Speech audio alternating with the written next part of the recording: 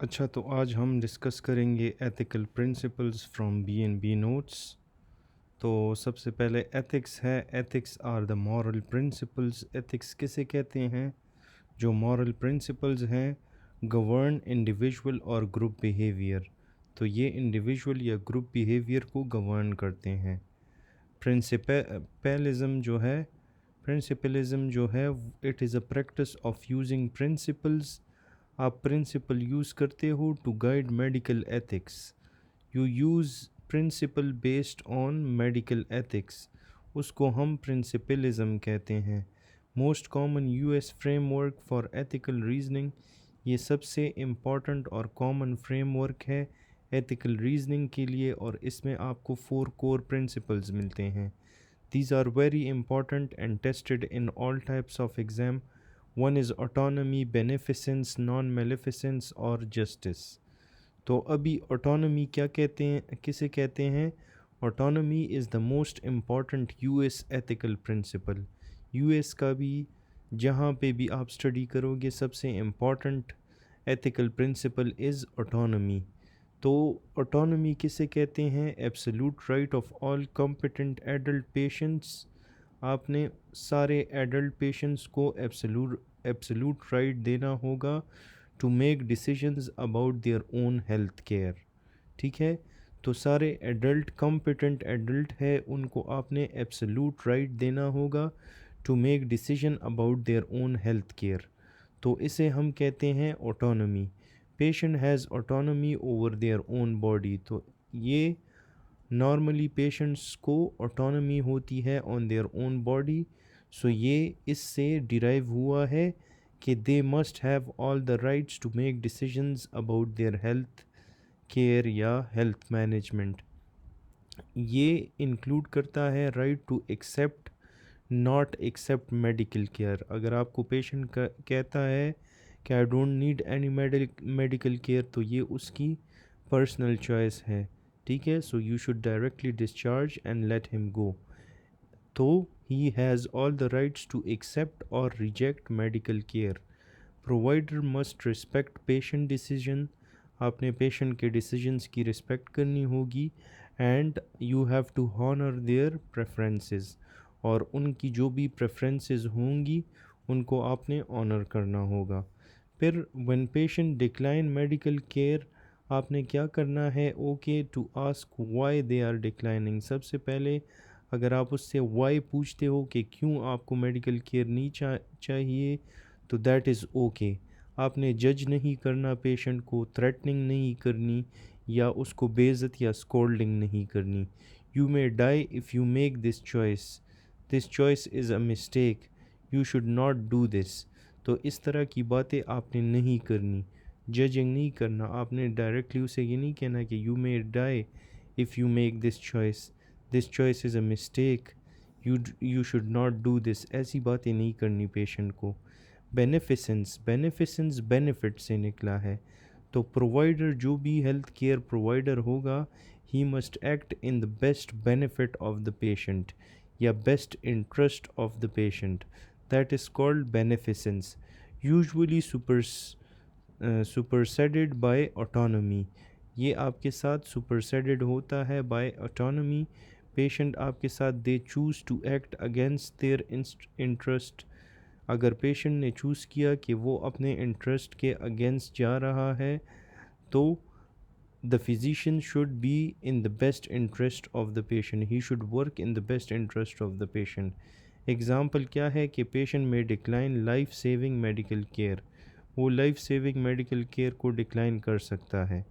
फिर है non मेलेफिसेंस। Non मेलेफिसेंस में जो चीज़ आपने याद रखनी है, this means that do not harm the patient. ठीक है, ऑलवेज बैलेंस अगेंस्ट बेनिफिसेंस। इसको हमेशा बैलेंस रखना है बेनिफिसेंस के साथ, और रिस्क वर्सेस बेनिफिट्स आपने पेशेंट के देखने भी होंगे, उसको बताने भी होंगे। Some harmful actions are beneficial. आपने पेशेंट को कहना है कि there are some harmful action such as surgery which is a harmful action, लेकिन ये बहुत बेनिफिशियल होता है। तो this is do not harm is non maleficence. Justice क्या होता है कि आपने सारे पेशेंट्स को फेयरली और इक्वली ट्रीट करना है, डिस्क्रिमिनेशन नहीं करनी पेशेंट्स में। This is called justice. Also use health resources, जितने भी हेल्थ रिसोर्सेज आपको दिए जाते हैं उसको आपने इक्वली इक्विटेबली आपने यूज़ करना है। इसमें ट्राइज होता है form of distributive justice, care delivered fairly to all.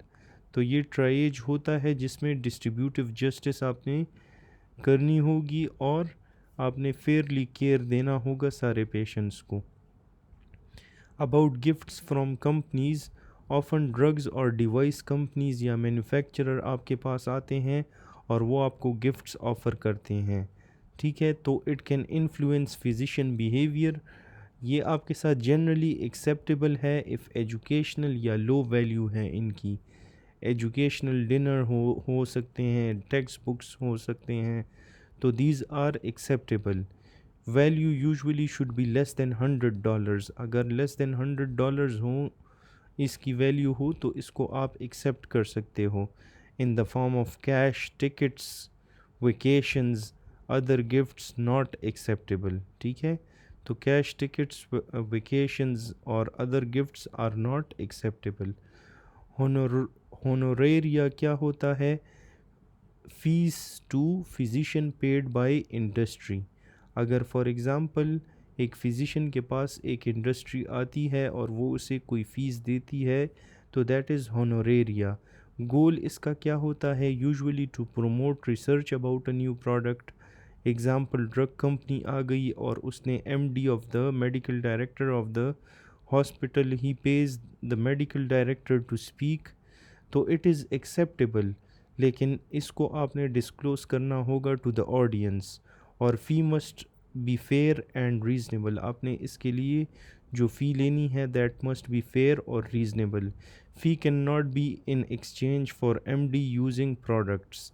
ये आप exchange for MD using products के लिए नहीं यूज़ कर सकते, ठीक है। Fee can not be in exchange for MD using products. अगर एमडी ख़ुद ये प्रोडक्ट यूज़ कर रहा है तो आपने इस टाइप ऑफ सिचुएशन में फ़ी नहीं लेनी। गिफ्ट्स फ्रॉम पेशेंट्स, तो इसका कोई डेफिनेटिव रूल नहीं है, जनरल रूल होता है स्मॉल गिफ्ट्स हैं तो उसको आप एक्सेप्ट करो, लार्ज एक्सेसिव गिफ्ट्स है तो उसको एक्सेप्ट नहीं करना। May be viewed as given in exchange for, ये लोग अक्सर देते हैं कि उनको स्पेशल ट्रीटमेंट प्रोवाइड की जाए, तो आपने गिफ्ट की क्वांटिटी को देखना होगा। Small gifts are not acceptable, large gifts, small gifts are acceptable और large gifts are not acceptable. Romantic relationship के बारे में क्या है कि relationship with current patient is never okay. अगर आपका एक पेशेंट है करंटली आपके हॉस्पिटल में है, उसके साथ आपने कोई रिलेशनशिप नहीं बनानी। For AMA, sexual contact concurrent with the patient physician relationship is sexual misconduct। अगर कोई भी sexual relationship हुआ between the patient and the physician, this is a sexual misconduct। patient physician relationship किस तरह होना चाहिए? जो physician है he may decline to care for a patient, do not have to accept all patient that request care। तो physician आपके साथ some time क्या करता है, वो डिक्लाइन करता है to care for the patient, वो ऑल पेशेंट्स को एक्सेप्ट नहीं करता, ठीक है। वंस रिलेशनशिप अगर स्टार्ट हो जाए so he can not refuse treatment, that's why सारे पेशेंट को की रिक्वेस्ट वो एक्सेप्ट नहीं करता। MD for example, MD does not want to perform abortion, still must assist the patient, refer to another provider. इसके अलावा भी अगर हेल्प नहीं करना चाहता तो पेशेंट को असिस्ट करेगा और ही मस्ट रेफ़र हर और him to another provider. Medical errors जो है should be disclose to the patient. कोई भी मेडिकल एरर हो जाए तो उसके बारे में पेशेंट्स को बताना है। और फैमिली और friends, most medical societies recommend against giving non emergent medical care to family and friends. तो जो मेडिकल सोसाइटीज़ हैं वो रिकमेंड करती है अगेंस्ट कि आपने नहीं करना non emergent medical care to family and friends. Many ethical conflicts इससे डेवलप होते हैं, और इमरजेंसीज आर एन एक्सेप्शन। अगर फैमिली एंड फ्रेंड्स में कोई इमरजेंसी है तो उसमें आपने जो है you have to give non emergent medical care, लेकिन वैसे मोस्ट सोसाइटीज़ रिकमेंड करती है against giving non emergent medical care. फिर है family of the patients may be present during the patient encounter, ये प्रेजेंट हो सकती है। May answer for patient disrupt interview, तो don't ask patient if they want family present. आपने patient से ये नहीं पूछना if they want their family to be present. Patient may be afraid to say no, वो अफ्रेड हो सकता है टू से नो। पोलाइटली आपने क्या करना है, ask the family for time alone with the patient, के अलोन टाइम आपने पेशेंट के साथ गुजारना है। और फैमिली ऑफ द पेशेंट जो है उसके साथ आपका इनकाउंटर हो सकता है, और ये पेशेंट के लिए आंसर्स दे सकते हैं जो आपकी इंटरव्यू या हिस्ट्री या जो भी आप उससे पूछ रहे हैं उसको डिसरप्ट कर सकता है, मिसलीडिंग इंफॉर्मेशन प्रोवाइड कर सकता है। फिर है नॉन कंप्लाइंट पेशेंट्स, जो आपकी बात नहीं मान रहे, that are called non compliant. Always try to understand कि ये आपकी बात क्यों नहीं मान रहे, why doesn't patient want to take medications, क्यों ये मेडिसिन्स नहीं ले रहा। Why doesn't patient want to go for test, ये टेस्ट क्यों नहीं कर रहा। तो try to help the patient, provide, उसको ज़्यादा इंफॉर्मेशन प्रोवाइड करनी है। आपने स्कोल्डिंग या थ्रेट्स नहीं देने पेशेंट को, for example you will get sick if you don't. तो इस तरह की बातें आपने पेशेंट को नहीं करनी। इमोशनल पेशेंट्स जो होते हैं तो आपने उनकी फीलिंग्स को एक्नॉलेज करना होगा। Acknowledge the patient's feelings, I understand you are upset because, ठीक है, तो इस तरह की आपने सिंपथी वगैरह देनी है। ऑलवेज ट्राई टू अंडरस्टैंड कि ये क्यों इमोशनल हुआ है, why is he emotional, why is the patient upset. Check for understanding of issues, अगर उसको कोई इशू है तो उसको अंडरस्टैंड करने की कोशिश करो। और आपने अवॉइड करना है telling the patient to calm down, आपने पेशेंट को ये नहीं कहना कि you should calm down. Don't ignore emotions, तो इमोशंस में आपने प्रॉपर सिंपथी और एम्पथी देनी होगी टू द पेशेंट। फिर इसके बाद इन्फॉर्म्ड कंसेंट के बारे में बात करते हैं। All medical intervention require inform consent, सारे के सारे इंटरवेंशन में आपने एक इन्फॉर्म कंसेंट लेना है। उसमें patient must agree consent to the treatment, उसने एग्री करना होगा या अपना कंसेंट देना होगा जो भी ट्रीटमेंट ले रहा है। और आपने सारी इंफॉर्मेशन पेशेंट्स को देनी है अबाउट द बेनिफिट्स, रिस्क या कोई भी अल्टरनेटिव्स है ऑफ द मेडिकल इंटरवेंशन, तो आपने पेशेंट को सारी चीज़ें बतानी है। इन्फॉर्म कंसेंट्स के बेनिफिट्स भी हैं और रिस्क्स भी हैं। Risk must describe all major adverse effect, आपने सारे के सारे एडवर्स इफेक्ट पेशेंट को बताने हैं। Commonly known risk do not need to be described, जो कॉमनली नोन रिस्क है उनको अगर आप डिस्क्राइब भी ना करो तो कोई प्रॉब्लम नहीं है। एग्ज़ाम्पल इसका क्या है कि if he is choking on pills. Alternative treatment के बारे में बताना है, अदर थेरेपीज़ के बारे में बताना है, what could happen with no treatment, ये सारी चीज़ें आपने पेशेंट को बतानी है। तभी आपने इन्फॉर्म कंसेंट लेना है। ये कंसेंट आपने उस लैंग्वेज में लेना है जिसमें पेशेंट अंडरस्टैंड कर पाए। Must use trend language interpreters, अगर कोई ऐसा पेशेंट हो जिसकी लैंग्वेज आपको समझ नहीं आ रही तो उसके लिए आपने ट्रेंड लैंग्वेज इंटरप्रेटर्स यूज़ करने हैं। मस्ट बी वॉलेंट्री नॉट कोएर्स्ड, ठीक है, ये वॉलेंट्री होने चाहिए। Patient must have decision making capacity, तो पेशेंट को आपने डिसीजन मेकिंग कैपेसिटी देनी है।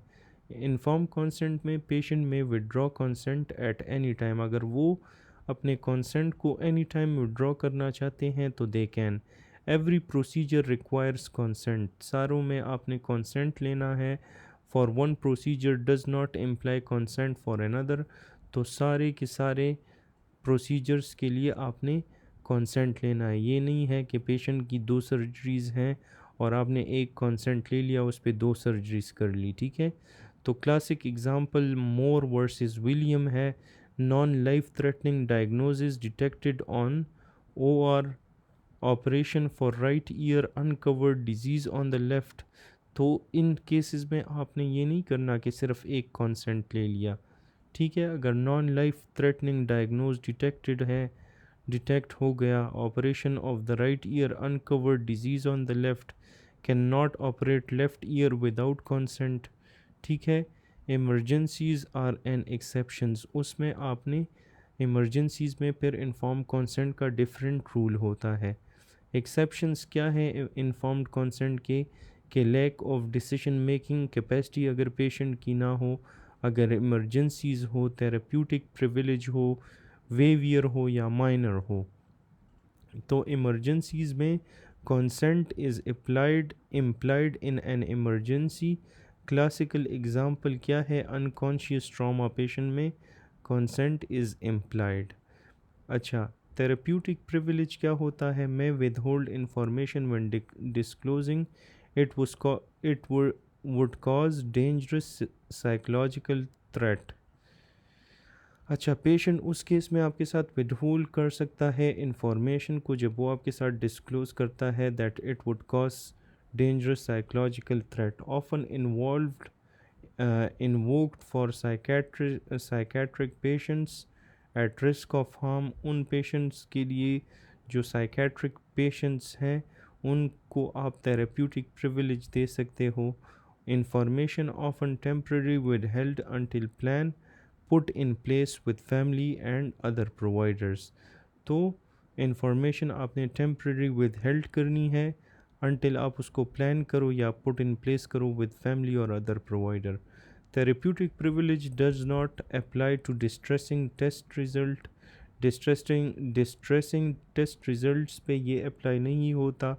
कैंसर डायग्नोज जो है पेशेंट को अपसेट कर सकता है। Family can not request information be withheld, ठीक है। Can not trick patient into treatment, आपने पेशेंट को ट्रिक नहीं करना into treatment. Can not lie to patient to get them to agree to the therapy, अगर उसको आपने कोई थेरेपी देनी है आपने उससे झूठ नहीं बोलना कि वो एग्री हो जाए, सारी की सारी बातें उसको बिल्कुल क्लियरली कहनी है। दूसरी बात यह है कि patient autonomy most important guiding principal जो है पेशेंट एटोनमी है। पेशेंट एटोनमी जो है ये आपके साथ मोस्ट इम्पॉर्टेंट गाइडिंग प्रिंसिपल है, ठीक है। वेवियर कहते हैं पेशेंट में ask provider not to disclose risks. तो पेशेंट अगर प्रोवाइडर से कहे कि उसके जितने भी रिस्क हैं उनको आपने नहीं कहना, तो the doctor must respect the patient's request. Waivers जो है the right to informed consent, waivers जो है उनको राइट है इन्फॉर्म कंसेंट के लिए। Provider not required to state risk over objection, अगर ऑब्जेक्शन हो गई तो उसके बाद प्रोवाइडर ने रिस्क्स वगैरह के बारे में नहीं कहना। Try to understand why patient request waiver, तो आपने इसको भी अंडरस्टैंड करना है कि उसको वेवियर क्यों चाहिए। माइनर्स जो है usually defined as a person who is less than 18 years of age, only parent और legal guardian may give consent. तो अगर 18 ईयर्स से कम हो उसमें पेरेंट या जो लीगल गार्डियन है वो उसकी जगह पे कंसेंट दे सकता है। एक्सेप्शन इसकी क्या है कि अगर इमरजेंसी हो, एमेंसिपेटेड माइनर हो या स्पेशल सिचुएशन हो उसमें कोई और उनकी जगह फिर कंसेंट नहीं दे सकता। लेकिन usually if he is less than 18 year old, parent और लीगल गार्डियन जो है वो इसकी जगह कंसेंट दे सकता है। माइनर्स में आपके साथ consent not required, care administered even if the parent is not present, care आपने फिर भी देनी है अगर पेरेंट उसके प्रेजेंट भी ना हो और माइनर है, ठीक है, तो उसमें consent is not even required, ये बात याद रखनी है। Care can be diminished against parent wishes, तो एडमिनिस्ट्रेड केयर आपने उसको एडमिनिस्टर करनी है against parent wishes. Classical example क्या है कि पेरेंट्स आर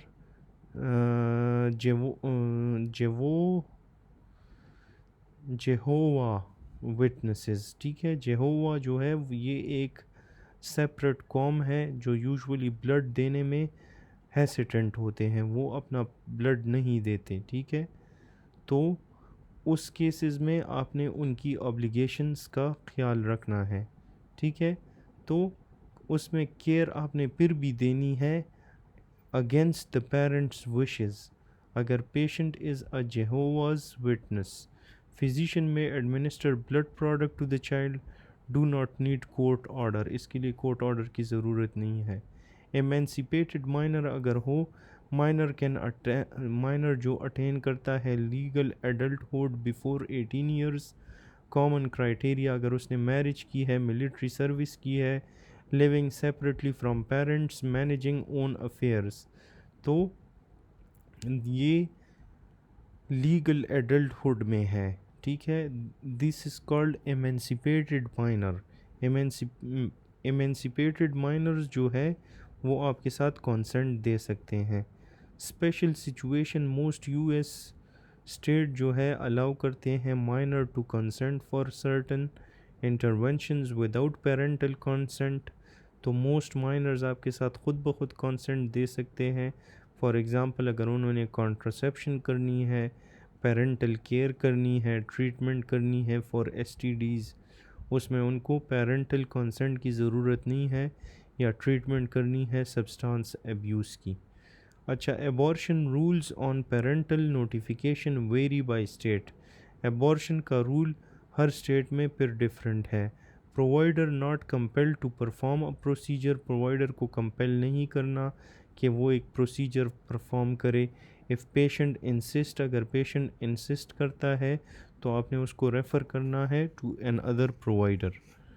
फिर इसके बाद ऑर्गन डोनेशन में brain dead patients are possible organ donors, जिनका ब्रेन डेड हो उनसे आप ऑर्गन डोनेट कर सकते हो। In US organ donation must be discussed only by individual with specialised training. तो जो ऑर्गन डोनेशन है उसको आपने डिस्कस करना है ऐसे इंडिविजुअल के साथ जिसकी स्पेशलाइज्ड ट्रेनिंग हो। Conflict of interest for care giver to request organ donation, family may believe physician giving up to obtain organs. तो ये चीज़ें फैमिली इसके बारे में, फिजिशियन के बारे में गलत सोचेगी, और कॉन्फ्लिक्ट ऑफ इंटरेस्ट डेवलप हो सकता है for care giver to request organ donation. Organ procurement जो है ऑर्गेनाइजेशंस, बहुत इम्पॉर्टेंट ऑर्गेनाइजेशंस हैं जो आपके साथ इन ऑर्गन्स का ख्याल रखते हैं। ऑफन donation coordination and attending physician. फिर है ऑर्गन डोनेशन यूएस में individual assume not to be donors, family consent इसमें जनरली रिक्वायर्ड होता है। ऑर्गन डोनेशन कार्ड्स उसमें अवेलेबल होने चाहिए। ये इंडिकेट करता है a preference not final choice, usually not a reason to override family refusal to donate. तो usually it is not a reason to override family refusal to donate. फिर इसके बाद डीएनआर, डू नॉट रिसिसिटेट फॉर्म होता है। Patient request करते हैं to avoid रिसिसिटेशन measures, तब आपने डू नॉट रिसिसिटेट करना है। Meant to decline care in case of cardiac arrest, ये आपके साथ डिक्लाइन केयर करता है in case of cardiac arrest. No CPR, no electric shock, other therapies may still be given includes ICU care या surgeries. तो DNR जो है, तो पेशेंट अगर रिक्वेस्ट करते हैं टू अवॉइड रेसिसिटेटिव मेजर्स जो कि डिक्लाइन करते हैं care in case of cardiac arrest, अगर सीपीआर ना मिला, इलेक्ट्रिक शॉक्स ना मिले, ठीक है, तो अदर थेरेपीज़ आपने स्टिल देने होंगे सच एज आईसीयू या सर्जरी। अच्छा, do not intubate DNI, patient request to avoid mechanical ventilation, अगर पेशेंट ने रिक्वेस्ट की कि वो अवॉइड करना चाहता है मैकेनिकल वेंटिलेशन को, तो often given with DNR patient is DNR DNI, ठीक है, ये आप एक साथ देते हो डीएनआर के साथ। Other therapies may still be given, इसमें भी आप अदर थेरेपीज़ दे सकते हो। अगर पेशेंट रिक्वेस्ट करे to avoid mechanical ventilation you have to follow it, लेकिन you have to give other therapies. Advance care planning में declining about care prior to incapacitation, ठीक है, डिक्लाइन अबाउट केयर होगा prior to incapacitation, ideally done as outpatient with primary care MD, often done at admission to hospital. तो उसमें आप करते हो advance care planning, ideally outpatient with primary care MD उसमें आप कर सकते हो, और declining about care prior to incapacitation आपको इसमें मिलेगी। गोल क्या है इसका? To identify document patient wishes को आपने आइडेंटिफाई करना है।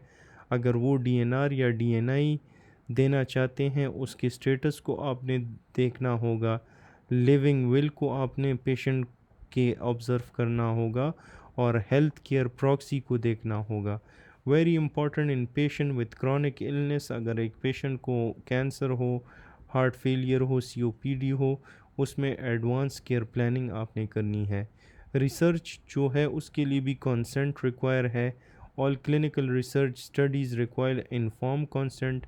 जितने भी आप रिसर्च आर्टिकल्स वगैरह लिखते हो और उसमें पेशेंट की इंफॉर्मेशन ऐड करनी है, तो सारे पेशेंट से इन्फॉर्म कंसेंट लेना है। Even if drug therapy is FDA approved, फिर भी आपने इसको करना है।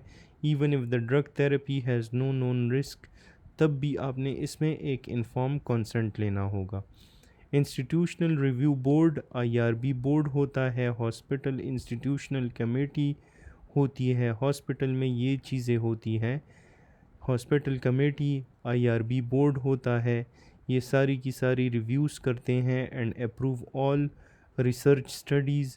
अगर आपने एक रिसर्च किया हो तो उसको आपने आईआरबी बोर्ड से पहले अप्रूव करना होगा, इंश्योर करना होगा प्रोटेक्शन ऑफ ह्यूमन सब्जेक्ट्स, और बैलेंस अपने रिसर्च में रिस्क और बेनिफिट्स को बैलेंस करना होगा। आपने इंश्योर करना होगा कि एडिक्वेट इन्फॉर्म कंसेंट इसमें लिया जाए।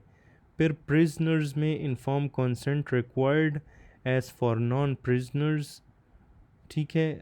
इन्फॉर्म कंसेंट आपके साथ रिक्वायर्ड होता है प्रिजनर्स में भी। Financial disclosure, many company sponsor research must inform patient of industry sponsorship. तो अगर एक फाइनेंशियल डिस्क्लोजर है तो उसमें आपने पेशेंट को इन्फॉर्म करना है about any sort of industry sponsorship अगर मिली है। फिर है प्रेगनेंसी, प्रेग्नेंट वुमेन आपके साथ अगर ट्रीटमेंट रिफ्यूज़ करते हैं, even if the babies health is impacted, तब भी आपने इसको रिफ्यूज़ करनी है। Documentation, person performing procedure should obtain and document patient consent. जो भी कंसेंट लिया जाता है उसको आपने प्रॉपर डॉक्यूमेंट करना है। Alternative, someone very familiar with the procedure, often patient ask to sign form. तो इस कंसेंट में आप यूजुअली पेशेंट को कहते हो कि एक फॉर्म साइन करो। Act of signing not sufficient form for informed consent. तो सिर्फ signing is not sufficient for inform consent. Patient जो है ही must be fully informed by the provider, must have understanding. ऐसी सिचुएशन में होना चाहिए कि उसकी अंडरस्टैंडिंग ठीक हो। Legal cases have been won despite signed from, ठीक है। फिर डॉक्यूमेंटेशन में टेलीफोन कंसेंट भी वैलिड हो सकता है। यूजुअली रिक्वायर अ विटनेस, उसमें विटनेस आपको चाहिए। Provider and witness document phone consent. तो एक विटनेस और प्रोवाइडर सारे के सारे फ़ोन कंसेंट को डॉक्यूमेंट कर देता है। फिर the last topic of this lecture is confidentiality. Health care information is privileged and private. जो हेल्थ केयर इंफॉर्मेशन होती है वो प्रिविलेज और प्राइवेट होती है। Providers have duty to respect patient privacy. तो प्रोवाइडर्स ने पेशेंट की प्राइवेसी का रिस्पेक्ट करना होगा। और डिस्क्लोजर ऑफ पेशेंट इंफॉर्मेशन, तो जितनी भी पेशेंट की इंफॉर्मेशन आपने डिस्क्लोज करनी है दैट शुड बी लिमिटेड। फिर है HIPAA, health insurance portability and accountability act of 1996। तो this was an act in the US which sets national standards for protecting confidentiality, और ये आइडेंटिफाई करता है प्रोटेक्टेड हेल्थ इंफॉर्मेशन को। कॉन्फिडेंशियलिटी इंफॉर्मेशन डिस्क्लोज होती है only with the patient permission इसमें patient spouse and children को आप इंक्लूड कर सकते हो, लेकिन इसके लिए पेशेंट की परमिशन आपको चाहिए। और आपने अदर फिजिशियंस को इंक्लूड करना है तो must obtain release of information first. पहले आपने सारी की सारी इंफॉर्मेशन रिलीज़ करनी होगी। अगर इंक्लूड गवर्नमेंट अथॉरिटीज़ तो आपने क्या करना है, unless a court order is issued उस केस को आपने डील नहीं करना। लिमिटेड एक्सेप्शंस इसमें फिर भी है। अच्छा, confidentiality may tell family a patient's location in the ER hospital. Confidentiality में आप सिर्फ पेशेंट की location in the ER hospital बता सकते हो, डायरेक्टरी इंफॉर्मेशन दे सकते हो, patient location in the faculty general health condition बता सकते हो, लेकिन no specific medical information to the family आपने नहीं देनी। Disclose if the provider deems in the patient's best interest. अगर पेशेंट के बेस्ट इंटरेस्ट में हो, such as the patient is having HIV, तो आप उस केस में उसकी वाइफ को इन्फॉर्म कर सकते हो। पेशेंट को सीजर्स है, वो ड्राइविंग कर रहा है, तो उस केस में आप हायर अथॉरिटीज़ को इन्वॉल्व कर सकते हो। May break confidentiality when potential for harm. Think if third party not want what will happen. तो इसमें ये सोचना है, इफ़ डेफिनेट हार्म है तो answer is usually to inform. अगर डेफिनेटली पेशेंट को हार्म हो रहा है तो आपने इसको आपने रेलेवेंट अथॉरिटी को इन्फॉर्म करना है। अगर थर्ड पार्टी को वार्न नहीं किया तो क्या होगा, ठीक है, तो उस केस में आपने डेफिनेट हार्म अगर है तो आप फिर इन्फॉर्म करो। फिर एक है Tarasoff case. Tarasoff regents of the University of California थी। Tatiana Tarasoff killed by ex boyfriend. ये केस था टेरासॉफ, इसमें एक लड़की थी, she was killed by ex boyfriend. Ex boyfriend treated by psychiatrist at university. Boyfriend ने stated intent to kill to psychiatrist. उसने statement दी कि ही इंटेंटेड टू किल। फिर अथॉरिटीज़ उसमें नोटिफाई आपने करनी है, but not Tarasoff. Duty of warn and protect. Duty of warn and protect क्या होनी चाहिए कि अगर साइकेट्रिक पेशेंट है और उनका कोई भी इंटेंशन है टू हार्म देयर सेल्फ, ठीक है, सच है सुसाइडल पेशेंट्स है तो उसमें फैमिली को नोटिफाई करना है। होमोसिडल पेशेंट है तो पुलिस को नोटिफाई करना है। Partner of the patient with STD है तो उसके पार्टनर को आपने इन्फॉर्म करना है। STD duty to protect warn partner of the patient. अगर पेशेंट को STD है उसके पार्टनर को वार्न करना है। Partner of HIV positive patient को आपने बताना है। Partner of patient with other STD उसमें भी पार्टनर को बताना है। Only applies to sexual partners, सिर्फ सेक्शुअल पार्टनर्स को बताना है। Do not apply to other individual, co-worker, student of a teacher, patient of a physician, उनको आपने नहीं बताना। Physician may disclose STD status to the partner, may do so without consent in special case. अगर patient consent भी नहीं दे रहा फिर भी आप बता सकते हो। Reasonable effort to encourage patient to voluntary disclose. सबसे पहले अपने पेशेंट को बताना है कि आप अपने पार्टनर को ख़ुद बताओ। अगर उसने नहीं बताया फिर आपने पार्टनर को जो है बताना है। Reasonable belief patient will not disclose information. अगर आपको कोई रीजनेबल बिलीफ है कि ये पेशेंट पार्टनर को नहीं बताएगा, then you tell the partner. Disclosure is necessary to protect health of the partner. और आपने always encourage patient to disclose first. Some state have partner referral services as well. फिर इसके बाद रिपोर्टेबल इलनेस जो है, US state mandate certain reportable disease, prevent infectious disease outbreak, must micro lab have protocols to automatically report.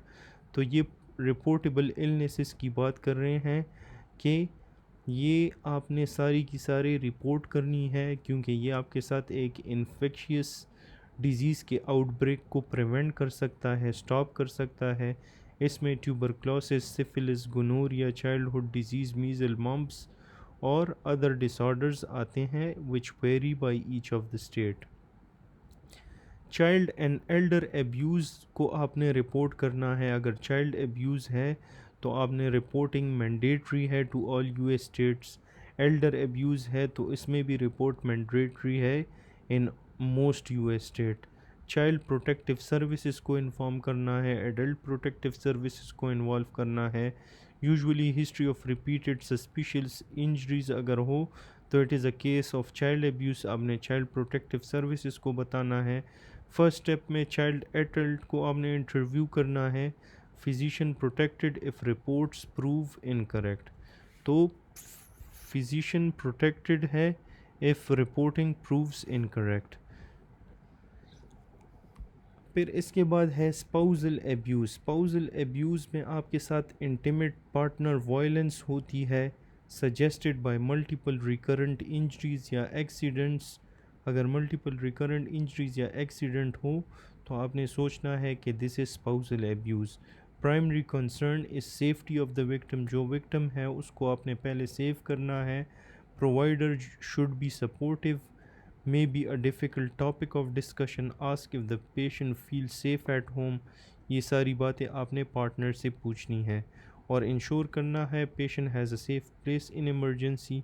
Some states have reporting requirements, ठीक है। फिर driving है तो physician often encounter impaired drivers, often elderly patients जो जिनको vision की problems होती है, मोबिलिटी डिसऑर्डर्स होती है, तो उन केसेस में आपने रेलेवेंट अथॉरिटी को इन्फॉर्म करना है। No uniform standard for reporting है, इसका वाइडली वेरिंग रूल्स है बाय दिस यूएस स्टेट।